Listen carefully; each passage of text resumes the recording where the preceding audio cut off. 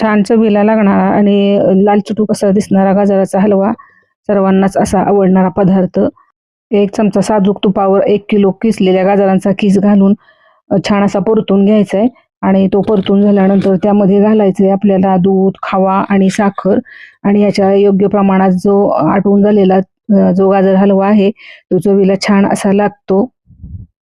इथे मी 1.5 कप एवढ्या दुधाचा वापर केलेला आहे. यामध्ये गाजराचा जो किस आहे तो आपल्याला शिजवून घ्यायचा आहे आणि यामध्ये घालते मी 125 ग्राम इतका खवा आणि जेव्हा आपण या हलव्यामध्ये खवा किंवा दूध भरपूर प्रमाणात घालतो त्यावेळेस याची चव फार सुंदर लागते. आणि इथं मी घातलेली आहे 250 ग्राम इतकी साखर आणि हे आटल्यानंतर आपला गाजराचा हलवा तयार होतो. आणि नंतर आपल्याला जेव्हा गाजर हलवा तयार व्हायला लागतो त्यावेळेस यामध्ये घालायचे 2 मोठे चमचे एवढे तूप, कारण या तुपामुळे आपल्या हलव्याला छान अशी चव येते आणि भरपूर असा सुकामेवाचे काप घातल्यानंतर हा हलवा जो आहे तो चवीला फार सुंदर असा लागतो.